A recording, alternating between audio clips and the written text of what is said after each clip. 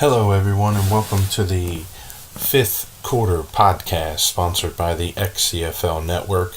I'm going to bring to you a weekly podcast talking about trades, players of the week, team stats, player stats, standings. We're also going to get into some of the prospects that are coming up in the most recent draft, things like that. So without further ado, let's get started with the XCFL topics of the week. Let's get right into the topics of the week, folks. Let's start with the primetime team news, starting with the San Francisco Chronicle 49ers Week 1 recap.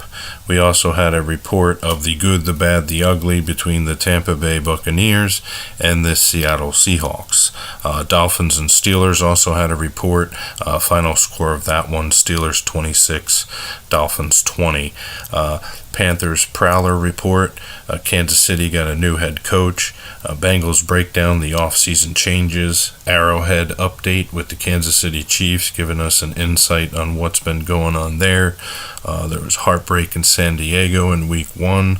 Rivalry renewed here in Week 2 with the Titans and Colts recap. Then we're getting into the schemes and playbooks that were declared by the Browns, Dolphins, Saints, and Jags. Owners information, we had new owners with the Eagles, new owners with the Dolphins. Primetime league news, the Giants improved to 2-0. Myself, Big Daddy Dizzle, had the Week 2 and Week 3 top fives, which unfortunately are going to stop now that I've moved over to the podcast. So we'll get a little more in depth with some of the games, not necessarily a top five or anything like that, just talk about some of the games and the matchups. Also in league news, we did the podcast vote, which is part of the reason why I'm here tonight doing the podcast with some of the suggestions that you guys made. We're going to go ahead and bring those guys to you on a weekly basis as best as possible.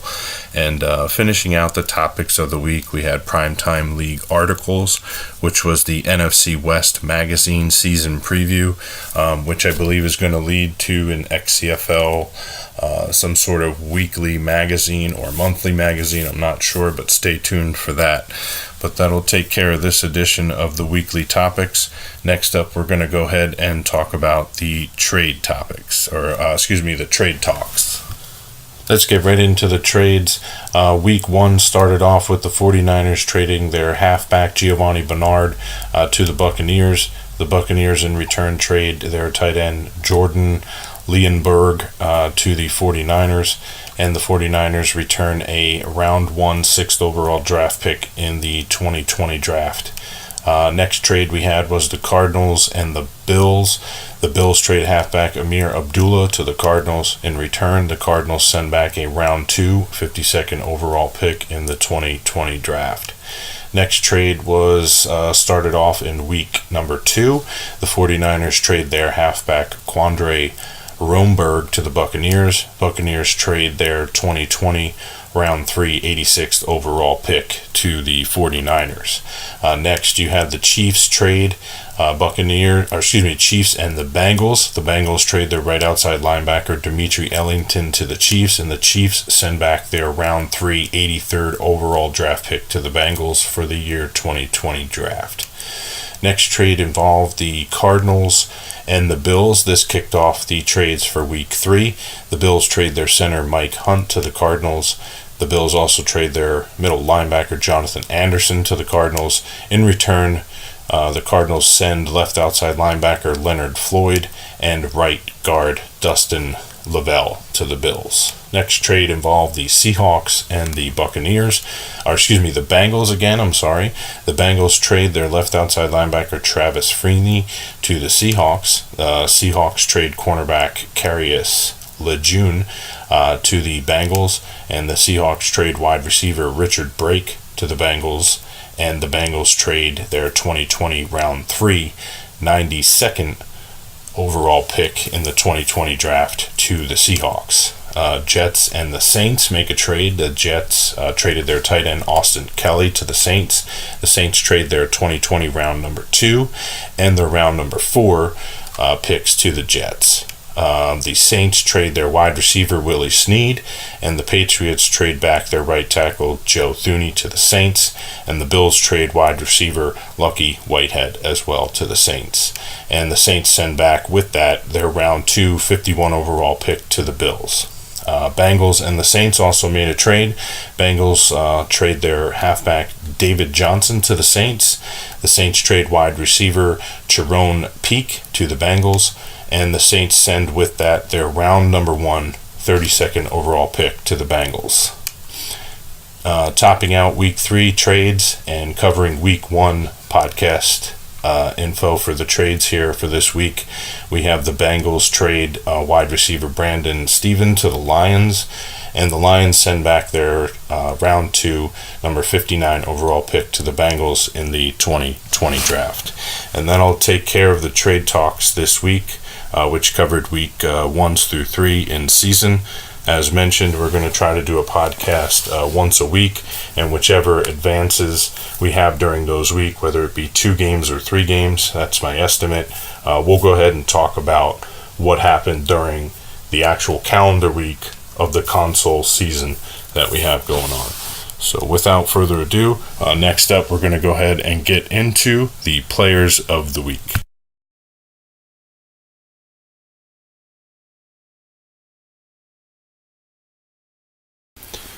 Players of the week begin here. Week 1, we're going to go NFC offense and NFC defense, followed up by AFC offense, AFC defense. Let's start with the top players week 1. NFC offense, you had Garoppolo, the quarterback from New Orleans Saints, who was 22 of 25 with 212 yards passing. He had 3 passing touchdowns, and he had 1 rushing touchdown on 2 carries. NFC Defensive Player of the Week, Week 1, was Donald, the left end for the Rams. He had 3 tackles, 3 sacks, and 1 forced fumble. AFC Offense, you had Hilton, wide receiver for the Colts, who had 8 receptions, 180 yards. He had 2 touchdowns as well. AFC Defensive Player of the Week, Week 1, Jones, the strong safety from the Dolphins, who had 6 tackles, 2 interceptions, and 1 forced fumble. Week 2 begins with the NFC offense. Wilson, wide receiver for the Bears, who had 7 receptions, 100 yards even, and 2 touchdowns. NFC defense, you had Graham, the left end for the Eagles, who had 5 tackles, 4 of them for a sack, and 1 was a forced fumble. AFC offense, the rookie Purcell, wide receiver from Denver, 6 receptions, 220 yards in the air. He averaged 36.7 receptions in that game, and he had 2 touchdowns to top it off. AFC defense, you had Griggs, the free safety from Oakland, who had 5 tackles, 2 interceptions. 1 of them was for a touchdown. Week 3, this tops out your Week 3 players of the week. NFC offense, Ezekiel Elliott, the halfback in Dallas, who had 12 carries on 184 rushing yards.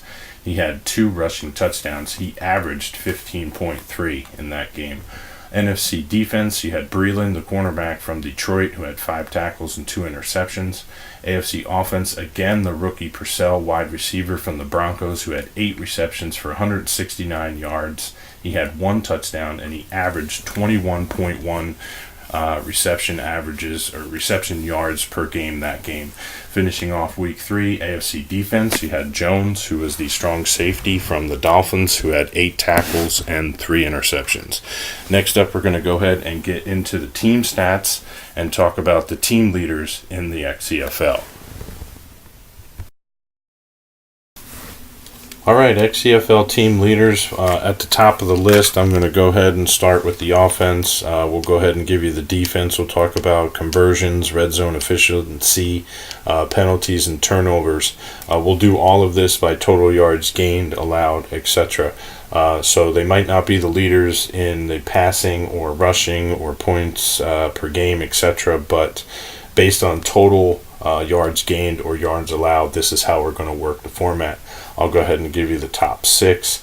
Leading the way is the Steelers. They have a total of 1,639 yards gained.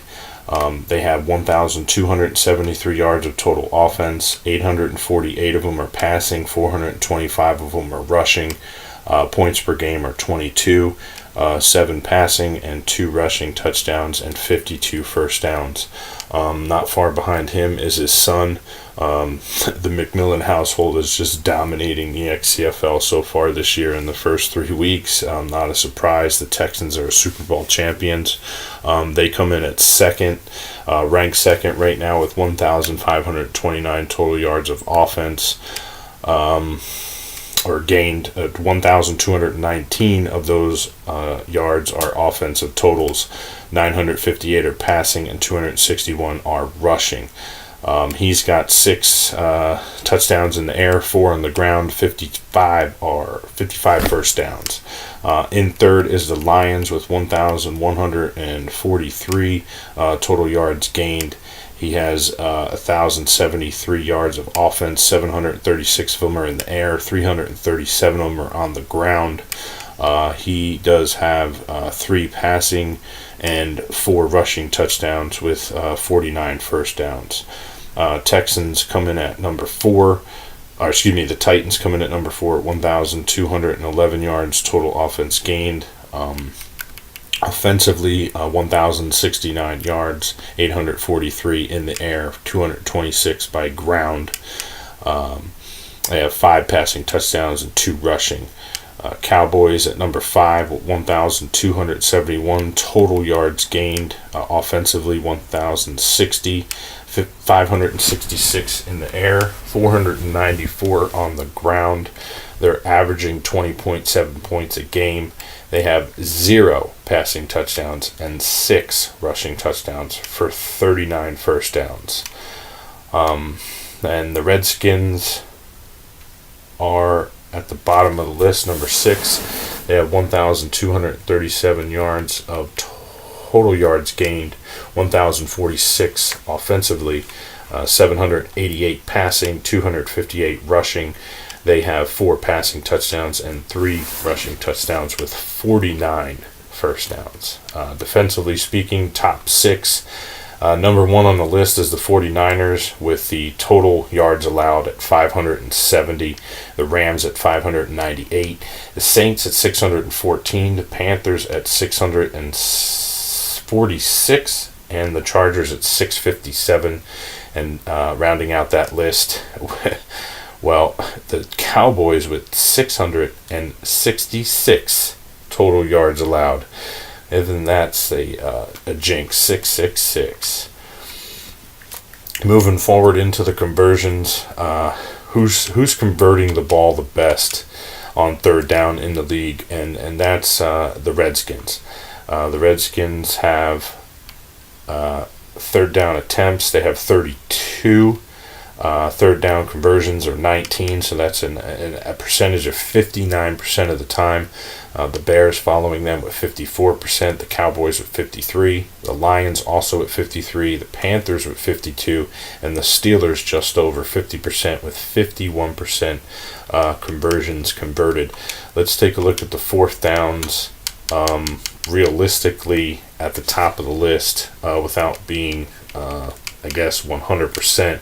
The Jaguars and the Buccaneers are both 2 for 2. There are some that are 1 for 1, so we'll let those go. The Vikings are 2 for 3. So are the Browns. The Raiders are 1 for 2. The Jets are 1 for 2, so on and so forth. The only team that's went for it twice and hasn't converted is the Bears. Red zone efficiency. We're going to go ahead and take a look at this. Offensively, red zone points percentage, 100% Jaguars and the Raiders. Behind them are the Saints at 90%, and then the Rams at 88%, the Browns at 85%, and the Falcons at 85% as well. Penalties, let's see, most penalties, 17 go to the Texans. They're leading the way with a big charge. Behind them is the 49ers with 9. Yardage-wise goes to the Texans at 230 penalty yards. Those guys seem to be nasty in Houston, and maybe that could be why they've won the Super Bowl last year. Last but not least, turnovers. Turnover difference, the Rams lead the way with 8. The bottom of the list is Ravens with -7. Leading the way in giveaways is the Steelers with 13. The Saints have 0 giveaways. Let's go ahead. The Steelers have 10 interceptions. The Saints have 0. Fumbles lost, leading the way is the Buccaneers. They fumbled 5 times. The Cardinals 4 and the Colts 4. Redskins 3, Lions 3, Ravens 3 as well. Most takeaways in the league, though, are the Buccaneers with 13, and as well the Texans with 13, the Dolphins with 10, the Rams with 10, Patriots and Browns with 9. Leading the way with defensive interceptions is the Texans with 10, the Buccaneers with 9, the Dolphins with 9, Patriots, Browns, and Bengals with 7. Last but not least, fumble recoveries. Leading the way are the Buccaneers, Seahawks, and Rams with 4. Behind them are the Texans, Saints, and Bengals with 3. Next up, we're going to go ahead and get into some of the player stats and the league leaders so far through the... Alright, player stats. We got the league leaders. I'll go ahead and give you the top 7 because that's what I could see on the screen. Again, everything based on yards, so let's get right to it in this segment. Player stats, you got leading the way for passing, Marcus Mariota with 971, Cousins with 853, Bortles with 805, so that rounds out your 800 and 900 yard passing. Jared Goff with 772, Brissett with 748, Dalton with 730, and Winston with 726. Let's just take a quick look at the touchdown passing leaders. You got Andy Dalton, Ben Roethlisberger, Eli Manning, and Jimmy Garoppolo, all with 6. Let's get right into the rushing. Rushing by yards, leading the way is Le'Veon Bell with 412. He's the only 400-yard rusher right now in the league, which is a little bit over 100 yards a game. You got Ezekiel Elliott with 352 yards. Andis Logan with 319, Mallett with 307, Griggs with 301, Murray with 282, and then you have Darrell Jackson with 269 yards on the ground. Most rushing touchdowns goes to Logan in Detroit and Niall Davis in the Texans. They both have 4. Rounding out the list with 3 is Elliott, Maynard, Griggs, Jackson, and Gurley the second. We're going to go ahead and move into receiving. Let's go ahead and take a look at the wide receivers by yards. Leading the way, rookie Gary Purcell with 445 yards in the air, the only 400-yard receiver right now at the moment. Next behind him, Will Fuller with 367, Cooks with 329, McBride with 321, Reed with 280 yards, Charleston at 274. Behind him is Henry with the Chargers at 272. Most receiving touchdowns on the year, Brandon Cooks leading the way with 5, Fuller with 4, Purcell, Matthews, Wilson, Benjamin, and Jean-Baptiste have 3. Next up, we're going to go ahead and take a look at the defensive leaders. Let's go ahead and take a look at the leading by tackles. You have Leverett with the Dolphins with 37, Borger with 32 with Jacksonville, Rolfe with 30 and with the Buccaneers, Brainerd Briard with 29 with Tennessee, Amos with 28 with the Chicago Bears, Wilcox with 28, and Green with 27. Leading the way this year in sacks, you have 9 with Whitney Mercilus. He's 3.5 above Dwight Cotton with 55. He was another sack league leader a few years ago with Mercilus, back-to-back years. Also Donald with 5.5 sacks. Sheldon Rankins with New Orleans has 5. Those are your top guys with the sacks. Interceptions. Let's go ahead and take a look at the interception leaders. Rashard Jones with 5. DeMarco Rainey with New England with 4. Topping out the list is Benoit in Buffalo, Kinder in San Francisco, and Breland in Detroit all have 3. Moving on, we'll get into the kick returning and those details probably in the next podcast. We'll give it some time for them to build up their stats. We're going to go ahead and get into the standings, and then we're going to talk about a prospect pick that I took a look at this week that I'll bring to your guys' attention. Let's get right into the standings. We'll start with the AFC North. The Steelers lead the way at 3-1. The Browns are 1-2. The Bengals are 1-2, and the Ravens are winless at 0-3. As you might have noticed, the Steelers I mentioned are 3-1. As you know, we are covering weeks 1 through 3. We did just advance tonight. For some of you that may not know that, which I'm surprised if you don't. So get with it if you didn't know we advanced. Anyway, moving forward. So some of these records might have an extra game in it because they might have played those games tonight. Again, Steelers being one of them.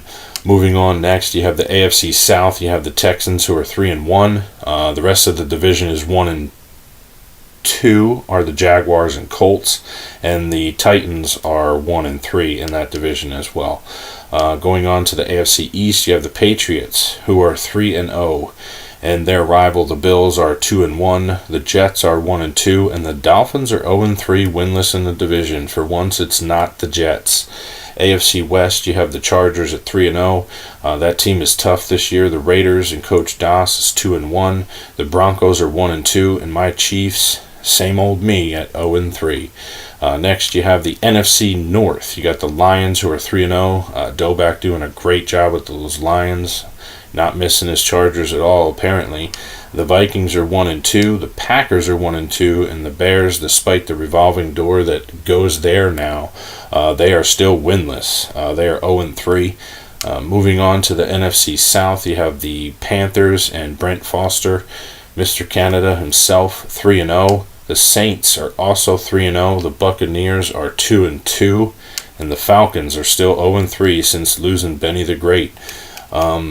This division is going to be tough by the looks of it. The Panthers and Saints are 3-0 in that division. And then you got the Buccaneers. You can never discount ARV. That man sleeps, eats, and breathes Madden. And he's a great, great member to the league. Moving on to the NFC East, you have the Giants who are 2-1. The Redskins are 2-1. The Cowboys are 2-1, and the Eagles are 1-2. Shout out to John Eagle. Do what you got to do, buddy. We'll be here when you get back. Moving on, last but not least, the NFC West. You have the Rams. Jack in the Box makes his return last season late in the year, turns that Rams team around, makes the playoffs, and here he is 3-0 starting off the season 4 here at the XCFL. Dan the Man 2-1 with his Seahawks. 49ers are 2-1, and the Cardinals are winless at 0-3. So let's recap. The NFL has the Lions, Patriots, Chargers, Panthers, Saints, Rams. 6 teams still undefeated through the first 3 weeks of the season. So next up, we're going to talk about the prospect pick that I went and took a look at this week. I'm going to go ahead and give you a bit of information on him. All right, folks, let's get right into the talks here. Prospect player that I went and saw, got a word from my man Matt Miller from EA. He says this guy, he has a great change of direction, speed, and if he can just bulk up a bit, he'd be a great cornerback. So I went down and took a look at this gentleman from LSU. His name is Delano Buckley. He's hoping to use his agility to transition from the soccer field to the football field down for the LSU Tigers, as he's going to play cornerback. As my buddy Matt Miller mentioned, if he could bulk up, not many of your soccer players are bulky. However, they do have speed and agility. They can move from side to side. So this guy might have some coverage ability to look at, and we'll just have to wait and see what type of combine results he represents. So just hang with us here. That was the prospect player that I have for you this week. I'm going to go ahead and continue this with my final thoughts, so stay tuned for that. And also with a segment that I just added to this this morning, what I'm going to call is Off the Record. So stay tuned. All right, folks, I hope you enjoyed the podcast here for Season 4, Week 1. As I might have mentioned, and I think I have mentioned it a few times, and sorry if I repeat myself, but for those of you listening, we're going to try to do this once a week. I'm going to try to get this out on the weekend. take a whole recap of the calendar week, which should normally give us about 2 to 3 in-console franchise season games a week, somewhere between 2 and 3. For instance, this week covered weeks 1 through 3. We're hoping next week we'll cover weeks 4, 5, and 6, and so on and so forth. So we covered the trade talks, we covered players of the week, we covered team stats, player stats, standings, my one prospect pick. We also talked about the XCFL weekly topics. Final thoughts are, I'm back. I'm happy to be back. I just want to thank the admins for taking the time to listen to me, and to the members. One last time, I apologize to you guys wholeheartedly, and that's that. We're going to leave that in the dust. Moving forward, I'm hoping to give you guys a podcast weekly so that you have something to enjoy. And moving forward to my off the record, this is something that I thought about this morning. Basically, it has nothing to do with Madden, and this week's topic for off the record, maybe we can get some talks about it. Floyd Mayweather is going to fight McGregor. I would love to see it. I don't think it's going to happen. Reportedly, there's some sort of $100 million purse involved, but if you guys know anything about it, let's get some chatter on it in the group me. And until next time, folks, it's your boy Big Daddy Dizzle. Hit me up on Twitter. Hit me up in group me. Take care, folks, and I'm out.